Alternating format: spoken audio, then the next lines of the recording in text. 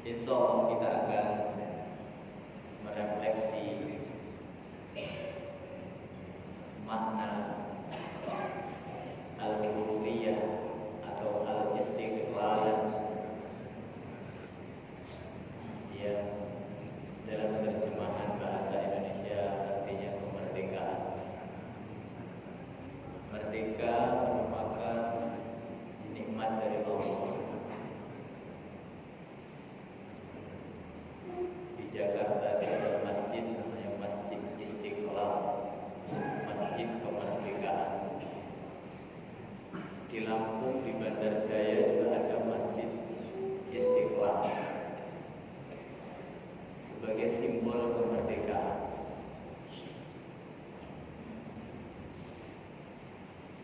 Merdeka dari apa? Dan sudahkah kita benar-benar sudah merdeka? Pertanyaan ini bisa terjawab dan bisa kita rasakan, bisa kita lihat apakah yang namanya merdeka itu hanya terbebas dari penjajahan secara fisik saja, atau barangkali memiliki makna yang lebih jauh, yakni merdeka dari penghambaan kepada selain Allah.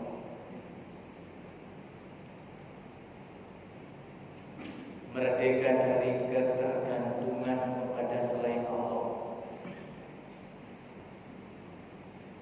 Merdeka dari kekanan hawa nafsu. Merdeka dari kebodohan dan kemiskinan. Merdeka dari rasa sakit. Merdeka bermakna kebebasan, bebas dari hal-hal yang mendatangkan mudarat.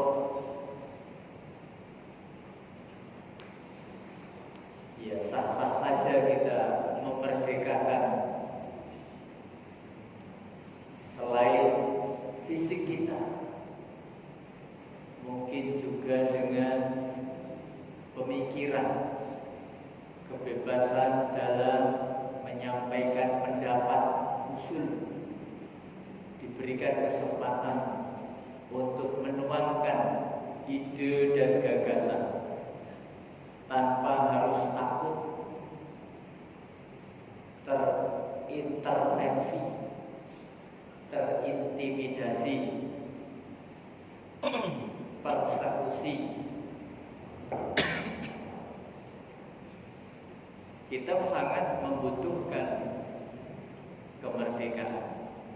Bahkan dalam hal ini, kemerdekaan ini menjadi nikmat yang sangat tinggi nilainya, sangat luhur, sangat besar maknanya dalam kehidupan pre-kemanusiaan. Ada guyonan Indonesia ini belum merdeka, baru sampai ke depan pintu gerbang kemerdekaan. Ya, bisa jadi mungkin harus diamandemen lagi supaya benar-benar masuk ke dalam ruangan kemerdekaan, jangan hanya sampai ke depan pintu gerbangnya saja.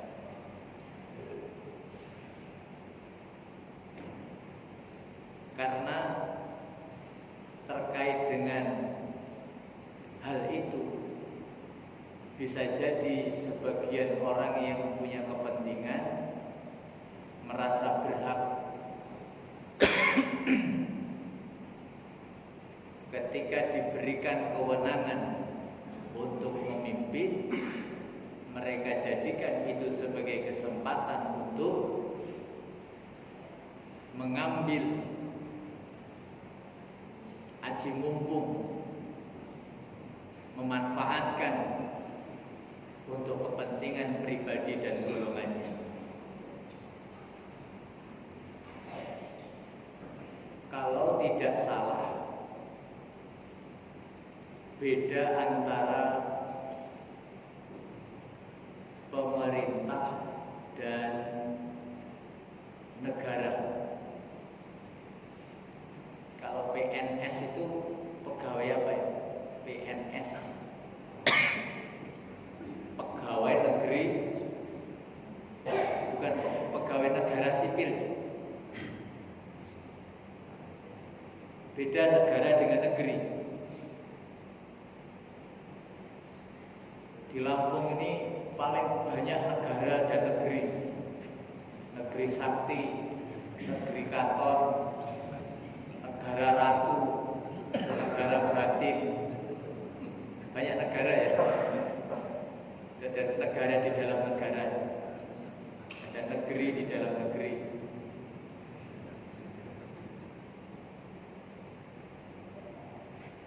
Berarti harus diteliti itu kenapa kok di Lampung ini banyak negara dan negeri.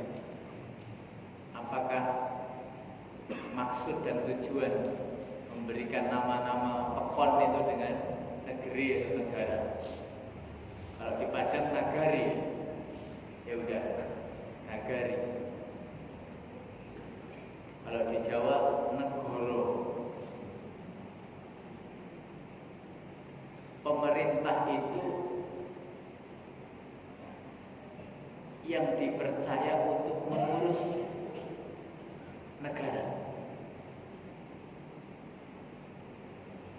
Pemerintah itu bukan hanya sekedar mengurus sektoral, lokal, tapi mengurus bangsa dan negara. Kita akan lihat dulu, menengok ke belakang, ya ini nengoknya agak jauh. Penjajahan itu sudah terjadi jauh sebelum adanya Perang Dunia I, II, dan perang-perang yang lain. Dan sampai hari ini data dan fakta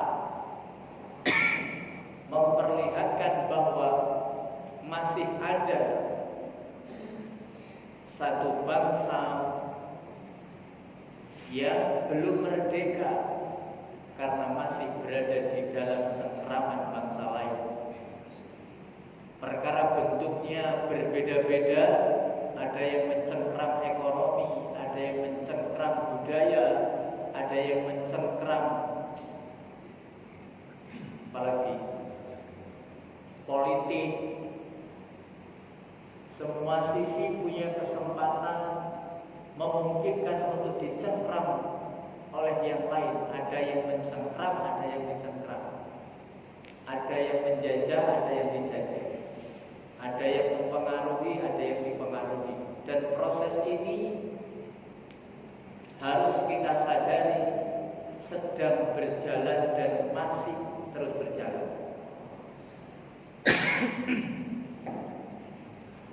Dulu zaman Nabi Ibrahim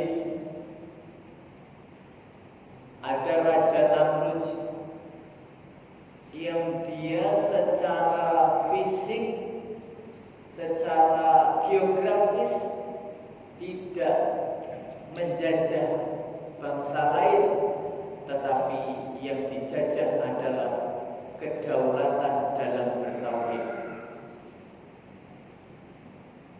Namrud menjajah bangsanya, mengancam membunuh mereka jika mereka tidak mau menyembahnya. Kalau kita bercerita tentang ada sosok manusia yang ingin disembah oleh manusia yang lain, itu bukan hanya berhenti pada kisah-kisah Namrud dan Fir'aun. Siapapun, dimanapun yang mewarisi karakteristik Namrud dan Fir'aun, maka Allah akan kumpulkan nanti di akhirat bersama orang yang sefaham, seide, sekarakter. Maka akan ada yang dikumpulkan dengan Fir'aun, ada yang dikumpulkan dengan Haman, ada yang dikumpulkan dengan Qarun. Tiga tokoh ini adalah cermin, gambaran. Ada kapling di akhirat di neraka. Seorang raja, seorang pemimpin, seorang presiden, perdana menteri atau pemimpin-pemimpin, siapapun yang karakteristiknya mengikuti jejak Fir'aun, dia nanti akan rapat bersama Fir'aun di sana. Akan difasilitasi.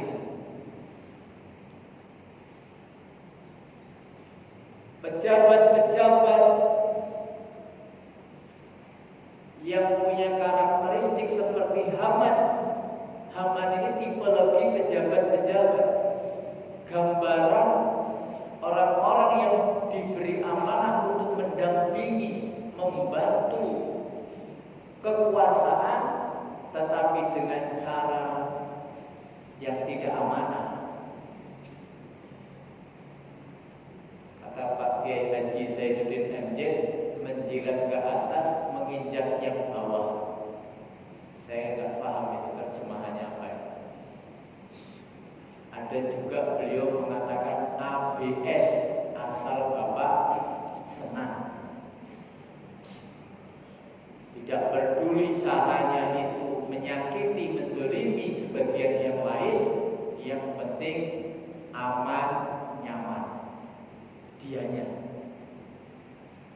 Kemudian ada karakteristik orang-orang yang serakah, pelit, medit, metitil, korek dalam harta, selalu mengumpulkan harta untuk memperkaya diri, sombong, congkak, angkuh, takabur, korup. Kalau kita bercerita tentang Fir'aun, Haman, Qarun, ini akan selalu ada seperti ucapan Al-Imam Ibnu Khaldun, sejarah akan selalu berulang dengan tokoh yang berbeda, tapi karakteristiknya mirip-mirip.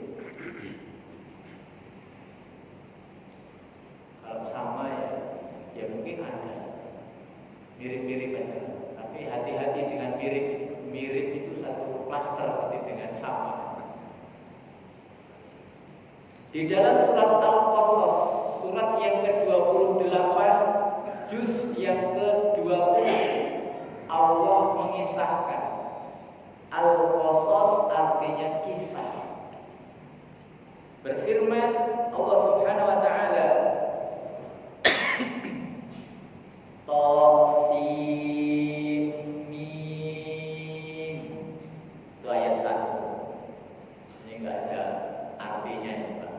Tasin. Tapi ada juga ulama tafsir ya mencarikan atau mengungkap rahasia-rahasia harful muqatta'ah. Ada alif, lam, mim, tha, yasin. Ini tasin, mim. Tilka ayatul kitabil mubin. Profesor Quraish Shihab ketika menyebutkan kata tilka untuk menyebutkan kitab, tilka itu kata tunjuk jauh yang artinya menunjukkan kemuliaan yang sedang dibicarakan. Isim isyaratnya itu kemudian menjadi mulia menggunakan kata tilka atau zalika. Zalikal kitabu, kalau tilka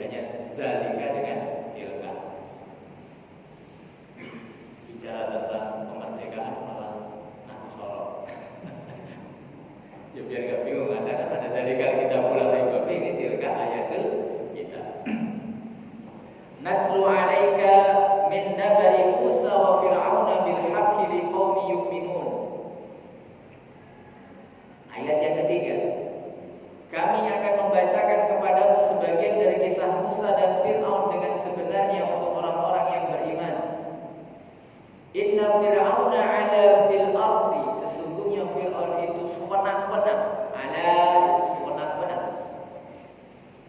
Fil ardi di bumi, wa ja'ala ahlaha dan menjadikan penduduknya syi'an, berpecah belah. Syi'an itu berpecah belah. Ini kalau dalam sejarah apa itu ada pelajaran PSPB, pendidikan sejarah perjuangan bangsa. Ada yang masih ingat PSPB ya? Berarti saya agak tua ya Pak. Pendidikan sejarah perjuangan bangsa. Itu bukunya itu saya aja masih ingat itu gambar bukunya, halaman depannya. Iya. Itu ada divide et impera. Apa itu? Dipecah belah dan dikuasai. Supaya mudah untuk menguasai itu dipecah belah dulu. Ya. Maka kita cerita di Lampung saja Pak. Di Lampung itu ada Lampung Abung Siwomego. Itu kata paman saya, paman istri saya. Istri saya orang Lampung. Termasuk di Lampung itu dipecah belah, dibuatlah raja-raja lokal. Ada raja sampai 9 raja Siwomego. Siwo 9 raja. Supaya apa? Ketika sudah diberikan kekuasaan di sana akan mudah dikuasai. Syi'an dalam hal tersebut dipecah belah. Jogja itu namanya Paku Buwono. Kalau Solo Paku Alaman. Buwono sama Alam itu sama Pak. Berarti pinter Belanda itu memang. Itu dipecah juga. Kita lihat sejarah perjanjian Janti itu kan dalam rangka memecah keraton Kasunanan dengan keraton Kasultanan. Kasultanan dengan Kasunanan itu dipecah. Ya, kalau di Jogja namanya Paku Buwono, kalau di sana Paku Alaman. Hamengkubuwono sama. Oh iya, lari nih. Udah lama kan kerjaan. Ya itu dipecah belah. Syi'an. Kayaknya orang Belanda itu kayaknya ngaji surat Al-Qasas kayaknya. Nyontoh Fir'aun ya, coba apa Divide et Impera ini kayak ngaji mereka. Yastad'ifu ta'ifatan minhum, mereka selain memecah belah itu menindas segolongan dari mereka. Jadi yang satu diangkat, yang satu ditindas. Ini teknik yang efektif, efisien untuk menguasai. Ini udah dikasih tahu saja masih belum sadar ya Pak, bahwa kita itu sedang dipecah belah, kita itu sedang dikuasai, kita sedang ditindas, menindas. Ya. Yastad'ifu itu melemahkan, dhaif. Yastad'ifu usaha untuk melemahkan. Melemahkan apanya? Ekonominya dilemahkan. Kalau bahasa kasarnya dimiskinkan. Ada nggak sih upaya pemiskinan itu? Ya nggak ada yang ngatur Pak. Siapa yang memiskin-miskinkan? Udah takdirnya. Kalau kembali ke takdir memang rampung. Pembodohan. Kita lihat gini saja ya. Harga kakao sekarang itu saya kemarin tanya, itu harganya sekilo 140.000. Kopi coklat 140.000 sekilo loh Pak. Sebulan yang lalu saya ke daerah Sidomulyo, masuk ke kanan itu kan banyak pohon kakao. Ada bapak-bapak yang katanya dia cerita sama saya, cerita langsung, ini sahih, berarti saya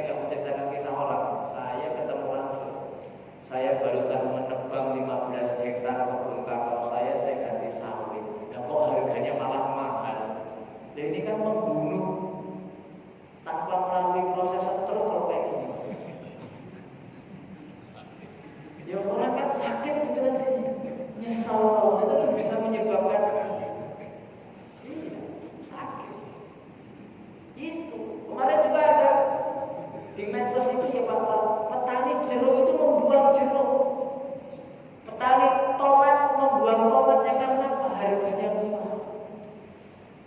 Coba di googling aja, mengapa para petani itu lebih baik membuang daripada menjual dengan harga murah. Itu tingkat emosi Pak. Prinsip ekonomi itu dibuat tidak berpihak kepada para produsen petani. Kenapa sih kok kalau pas panen harga beras murah, kalau nggak panen harga beras mahal? Kenapa nggak dibikin flat saja? Ya tinggal diatur aja. Kemudian juga pembodohan. Kalau sekolah itu biayanya mahal, itu sama dengan ekuivalen dengan pengen membodohkan masyarakat. Kalau saya ngeliatnya gitu aja, nggak usah pusing-pusing. Kenapa sekolah mahal? Oh berarti kita nggak boleh pinter, harus mahal, harus punya duit. Ya, udah ada pendaftaran, uang bangunan, SPP, seragam, buku, daftar ulang. Sama nggak Pak? Kayak gitu kan? Mahal, mau pinter itu mahal. Berarti kalau orang miskin nggak boleh pinter. Kalau udah nggak boleh pinter, ya nggak ada sih kalimat nggak boleh pinter. Tapi nggak bisa untuk membayar pendidikan. Itu kemarin ada anak yang kurang 50.000 dia nggak boleh ujian. Ya saya sih melihat informasi seperti ini, membaca bagaimana ya. Kalau bisa, ya pemerintah itu, ini nggak ada pemerintah di sini. Sakit, berobat mahal. Dalam Islam Pak, orang sakit itu harus dibantu. Orang sakit mau berobat mahal, bukan sembuh malah cepat mati Pak. Udah ngerasain sakit, langsung dikasih tahu biayanya berapa? 20 juta. Wah, ya kan itu nyengkane kalau orang Jawa. Nyengkane beda mati. Udahlah gratis aja. Untuk dokter-dokter itu digaji lah sama pemerintah Pak. Cukup, nggak usah kaya-kaya dokter itu. Tapi ya gimana nggak kaya, nggak harus mahal. Orang sekolah dokternya juga mahal. Berapa Pak masuk fakultas kedokteran? 500 miliar. Mahal sekali. Kapan baliknya itu? Yang punya duit 500 miliar, anaknya siapa? Anak dosen nggak mungkin ya. 500 juta itu nyarinya kemana Pak? Apa pedagang di pasar-pasar itu penghasilannya segitu? Apa yang buka ruko-ruko di rumahnya itu penghasilannya segitu?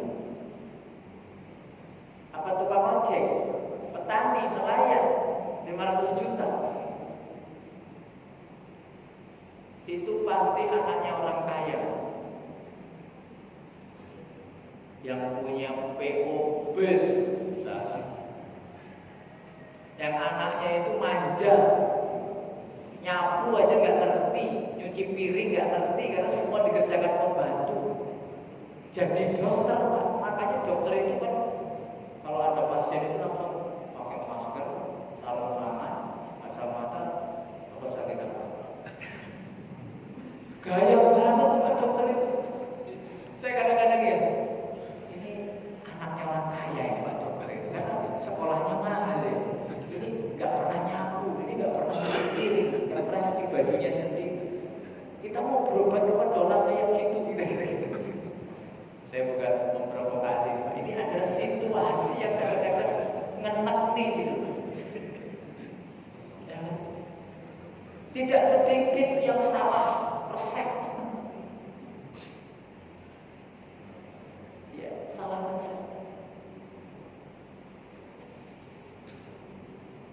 Ketua Pimpinan Wilayah Muhammadiyah yang kemarin, Profesor Marzuki Nur, itu sekitar mungkin 2 atau 3 tahun, itu divonis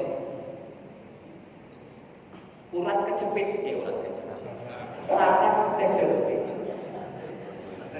Urat kejepit enak, saraf kejepit.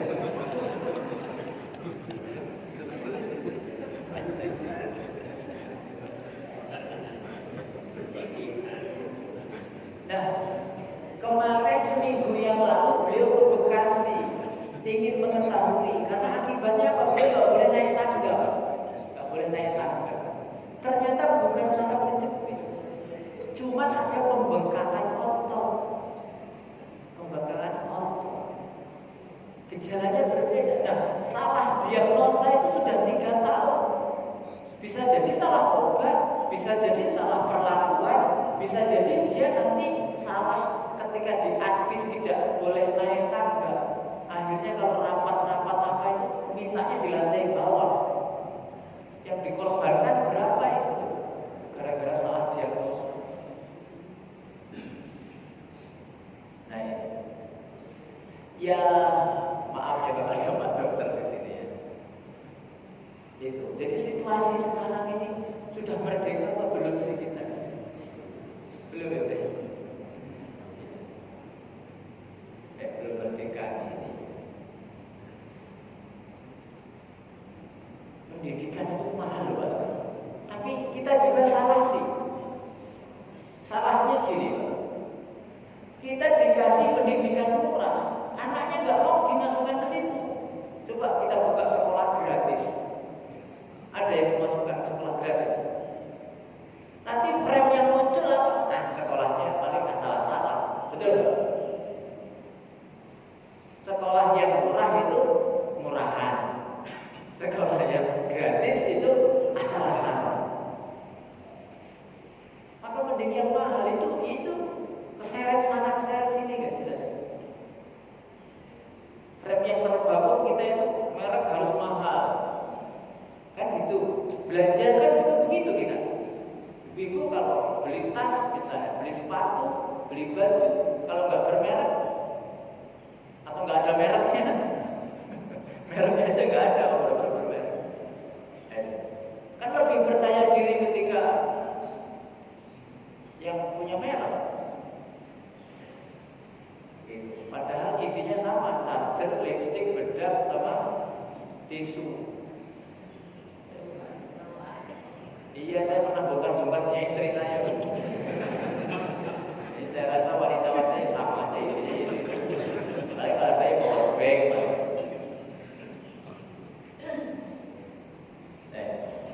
jadi ya seperti itulah kira-kira. Nah, innahu kana minal mufsidin. Sesungguhnya dia termasuk golongan orang-orang yang berbuat kerusakan, mufsidin.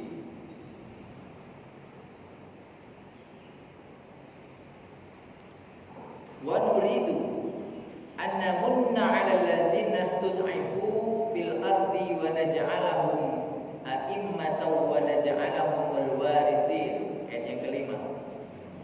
Dan kami hendak memberi karunia kepada orang-orang yang tertindas, yakni Bani Israel pada waktu itu. Artinya gini, Pak. Mengapa ada orang yang tega menindas orang lain? Kalau di dalam Al-Quran disebutkan karena dia takut kehilangan kekuasaannya. Ini sebab terbesar seseorang kenapa tega menindas orang lain. Dia takut kehilangan kekuasaannya, dia takut kehilangan asetnya, kehilangan pamornya, pokoknya takut. Dia ingin langgeng, dia ingin lama dalam menguasainya. Ini enggak harus bangsa lain kepada bangsa yang lainnya, kadang sesama bangsa sendiri saja didapati saling menindas.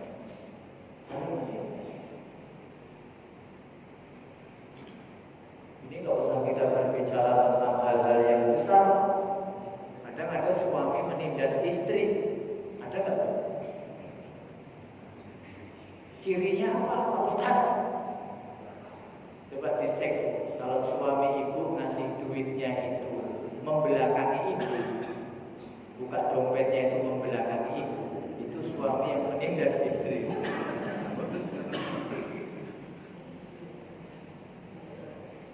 Ibu-ibu itu kan kalau suami yang buka dompet kan pengen lihat, ya kan Bu?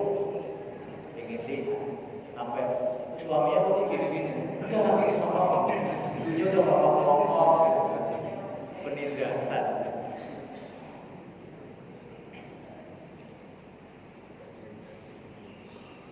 Iya. Kadang-kadang kalau suami lengah itu istri, ya, saking keponya gak keturunan, akhirnya pengen lihat isi dompetnya, dicari. Suaminya lagi mandi kan, dicari, ketemu dompetnya. Nah itu namanya uang siang. Sudah diumpetin tapi ketemu. Saya coba ya.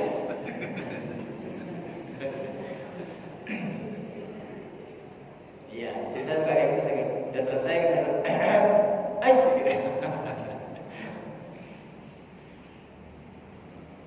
baik.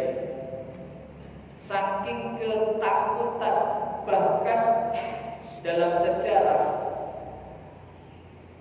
Namrud sama Fir'aun itu punya penasehat. Mereka mengangkat penasehat.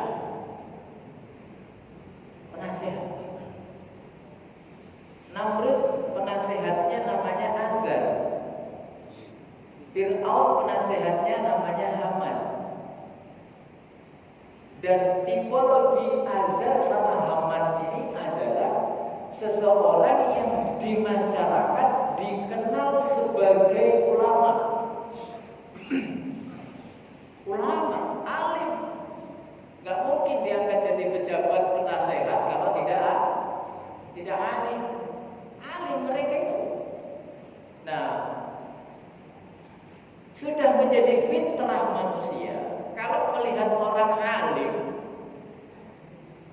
ya kalau sekarang ini indikator orang alim itu mungkin ada gelarnya banyak, profesor, doktor, insinyur, dokter Andes, haji, umroh, gitu kan? Saking panjangnya aja kan. Wah, di belakangnya aja masih itu sederet gelar. Nah ini indikator sekarang. Kemudian orang awam kan takzim sama orang alim ini. Apapun ucapan orang alim pasti didengar. Karena orang awam itu punya prinsip. Masa iya sih orang pintar mau mencelakakan kita? Masa iya sih ada orang pintar mau menjerumuskan kita? Prinsipnya kan begitu, namanya orang awam. Orang yang ngomong itu profesor kok. Saya gitu. Ini kan jadi dalilnya orang awam. Orang yang ngomong itu ustadz kok. Masa ustadz salah? Kan gitu kan? Ya kita lihat. Makanya unzur maqala wala tanzur man qala. Perhatikan apa isi materinya, bukan siapa yang berbicara. Meskipun gelarnya sederet, kalau ngajak salah, ya salah. Meskipun ustadz kalau ngaku bisa ngomong sama cacing, sama semut, bentak malaikat, gubron. Itu aja masih ada yang percaya. Ya maaf kalau di sini ada jamaahnya ya.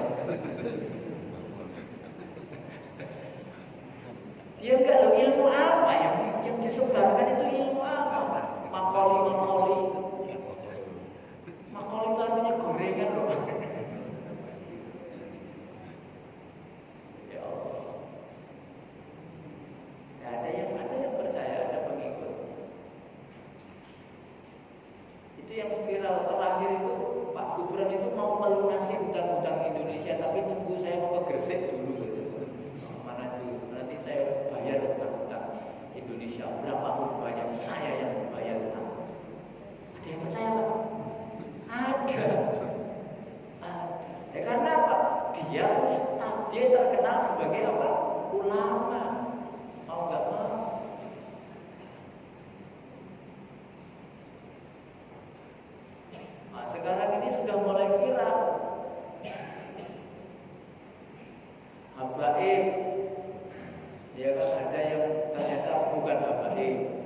kuburan wali, ternyata bukan kuburan wali. Yaitu terbuka gitu kan.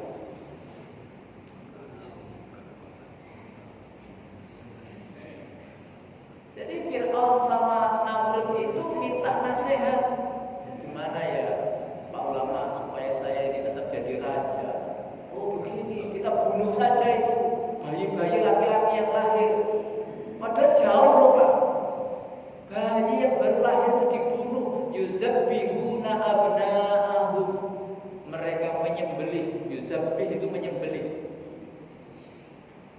Sampai sejahat itu Pak, kalau orang sudah haus kekuasaan, rela apa tega membunuh bayi. Ini kan parahnya luar biasa. Kalau sudah takut ya, dibunuh. Berapa jumlah bayi yang dibunuh zaman Namrud sama zaman Fir'aun? Ya banyak sekali. Banyak sekali. Itu karena sehat jahat saja diterima. Terus Fir'aun minta disembah. Tadinya cuma jadi raja dihormati. Terus prosesnya itu terus, wah ini bukan cuma raja, ini anak Tuhan. Ini anak Tuhan. Ini implementasi Tuhan.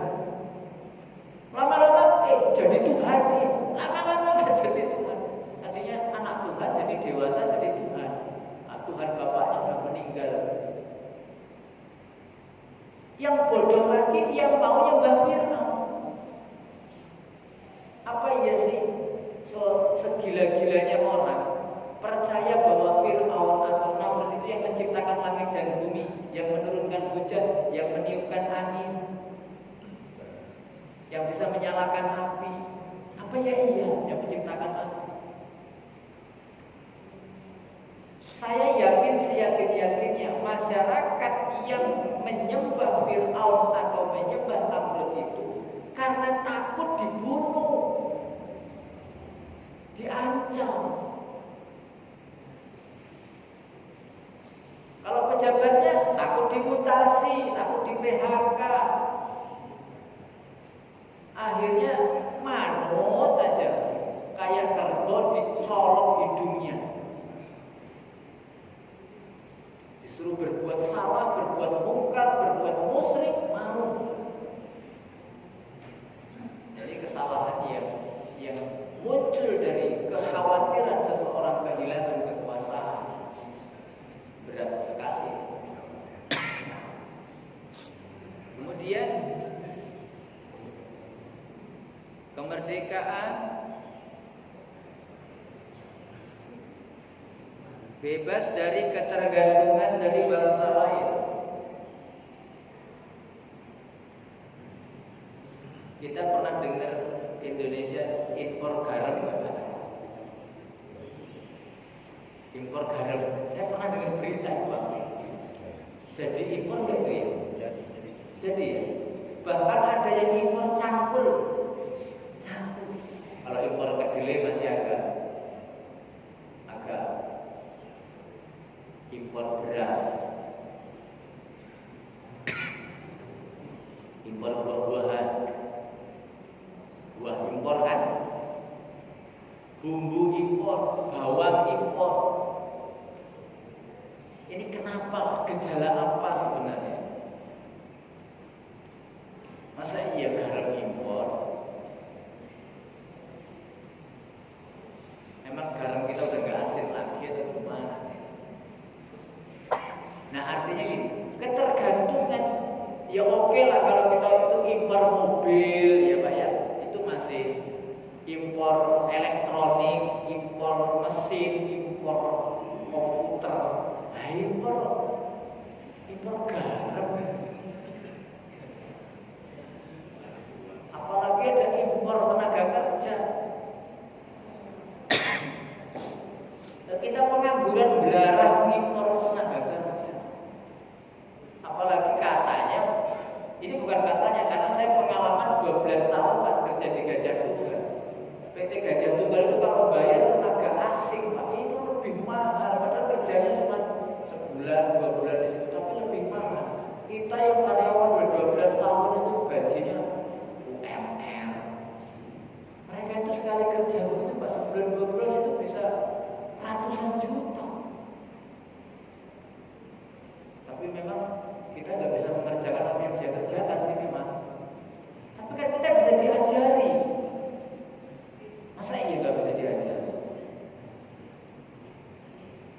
memang itu apa ya, prestis mungkin ya, semacam gaya hidup lah, gaya hidup atau hidup gaya.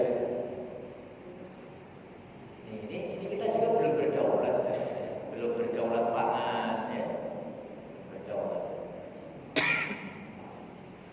Zaman Pak Harto itu Malaysia itu bangga kalau sekolah di Indonesia, jiwanya bangga mereka. Sekarang kebalik, Petronas itu belajarnya sama Pertamina. Petronas itu belajarnya sama Pertamina. Sekarang kebalik, Pak. Kita bangga kalau sekolah ke Malaysia. Ya. Yes, pokoknya balik-balik. Enak zamanku tau.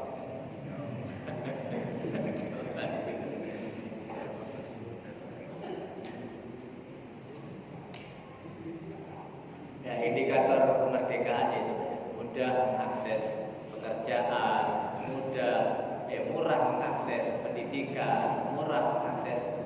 Cuman itu aja loh. Coba, saya nggak tahu informasi ini benar atau tidak, tapi kayaknya benar. Ada satu orang di Indonesia itu punya kebun sawit, luasnya 1,3 juta hektar. Satu orang ini, 1,3 juta hektar di Kalimantan. Yang kalau panen itu, Pak, kalau hitungan tahun itu dia bisa mencapai omset 700 triliun. 700 triliun itu kan ya sawit, itu dari sawit itu. Belum tambang, belum ikan, belum energi. Saya rasa kita ini lebih kaya dari Dubai apa lebih miskin dari Dubai, Pak? Sumber daya alamnya. Sana kan cuma minyak tok. Setiap bayi yang baru lahir langsung dibikinin rumah. Setiap lulusan mereka langsung direkrut, bukan melamar, Pak, direkrut. Kalau kita itu kan sudah dokter aja masih melamar. Ya kan? Melamar pekerjaan. Kalau di Dubai itu direkrut, pemerintahnya merekrut. Belum lagi Sultan Dubai itu kalau dia lagi ulang tahun kelahiran, itu orang-orang yang punya utang itu dikumpulin, Pak, utang berapa nih, saya lunasin semuanya. Pindah ke Dubai aja ya, Pak. Nah, di sana cuma punya minyak, Pak. Kita itu minyak apa aja ada, minyak goreng ada, minyak nyong-nyong ada, ada minyak angin apa, kayak putih. Kok bisa begitu ya? Akses pendidikannya sudah lah, pokoknya pendidikan itu digratisin aja lah, digratisin aja. Orang sakit berobat gratisin aja, mampu insya Allah ya. Kalau pilih saya jadi presiden nanti Pak ya, saya gratisin itu. Bisa nggak ya Pak? Bisa ya Pak? Mimpi.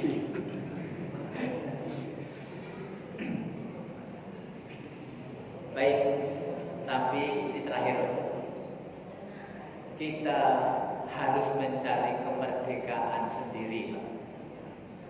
Dengan cara apa? Memerdekakan diri kita secara pribadi, nafsi-nafsi. Dengan cara apa? Yuk kita lapangkan jiwa kita. Perbesar rasa syukur. Kita nikmati. Ya sudahlah. Alhamdulillah. Apa boleh buat? Nah itu biar merdeka kita, Pak. Jadi yang tadi itu gak usah dipikirin teman-teman. Kita bikin nggak merdeka, ya kita pokoknya cari kemerdekaan sendiri, bersyukur, lapang dada, kepala dingin, sing waras ngalah, macam-macam lah. Ya biar merdeka. Pikiran harus merdeka, hati lapang dada, rasa syukur, sabar. Nah ini kan kita cari pahala sabar saja. Kalau pahala syukurnya agak susah, mau nyari pahala syukur kok susah amat, udah pakai pahala sabar aja. Ya Bu ya. Enak pahala syukur apa pahala sabar? Apa yang mau disyukuri Pak Ustadz? Ya udah sabar saja. Pahalanya juga bighairi hisab. Nah ini barangkali sama sekalian yang bisa kita tadabburi. Ini bukan kita nggak mensyukuri kemerdekaan yang tanda kutip tetap bebas ya. Kalau tadi diperingati ini yang ke-79 kalau salah ya, sudah 79 tahun merdeka ya, alhamdulillah. Oh iya jamaah sekalian, apakah kita tidak perlu misalnya mengevaluasi cara meluapkan rasa syukur untuk memperingati hari kemerdekaan ini? Ini di kampung saya di sini setiap sore habis asar ibu-ibu keluarin salon pada karaokean. Saya tanya, Bu, kompak amat ada acara apa sih Bu? Ini mau lomba nanti 17-an, Pak Ustadz kata Pak RT suruh latihan. Oh, ini atlet-atletnya sedang murojaah ini ya. Pak Ustadz ikut aja nggak apa-apa. Iya, lagu qasidah juga ada nanti. Iya. Terus lomba itu jangan yang mengandung maksiat. Silahkan kita bergembira, berbahagia. Ini saya mengevaluasi. Misalnya panjat pinang itu jangan tinggi-tinggi lah. Juga jangan licin-licin. Bahaya itu. Ayatnya kan jelas, janganlah kalian menjerumuskan diri dalam kebinasaan. Nah itu udah tinggi licin. Banyak kejadian, bahkan sampai meninggal dunia. Tangan patah, leher patah. Ini kan kezaliman sebenarnya, nggak boleh. Jangan panjat pinang, nanti lompat pinang aja. Jadi kalau kira-kira lompat nyampe gitu aja. Yang penting kan ya ketawa, ya kita buat ketawa saja. Ya kan? Anak-anak harus 4 orang baru nyampe. Manggul 4 orang itu berat. Bisa saraf kejepit itu. Kasih kasur di bawahnya yang agak berat. Jatuhnya empuk. Ya meminimalisir. Dulu lomba estafet, sekarang maaf ya, ini penting. Ada estafet itu estafet teror. Nah, cara estafetnya itu dikempit. Ya kan mengandung pornografi. Terornya dikempit, di estafetin, ayo nyampu. Proses serah terimanya itu lucu memang. Tapi kan apa sih kayak nggak beretika menurut saya. Jangan seperti itu. Ada lagi lomba suami-suami itu ditutup pakai asjuk matanya, suruh nyari istrinya. Istri-istrinya itu dikumpulin di tengah lapangan. Mana ya? Ya berayang bojone kok. Ini saya bukan rekomendasi loh ini. Ini sedang menjelaskan permainan yang jangan dimainkan. Malah dicontoh. Itu memang ger banget itu. Ya. Ada aja. Ada yang lomba ngasih makan ibunya, tapi yang ngasih makan anaknya itu ditutup juga itu matanya. Ya nyari mulutnya kan susah, Pak. Wah, ibunya jadi sumpel-sumpel makanan. Kalau makan kerupuk sambil berdiri, ya boleh makan tapi sambil duduk. Ya jangan asal lucu, jangan asal seru lah Pak ya. Main bola bapak-bapak pakai daster itu tak sapu. Jangan pakai sarung nggak apa-apa lah. Tapi kalau pakai daster kadang ada yang didandani.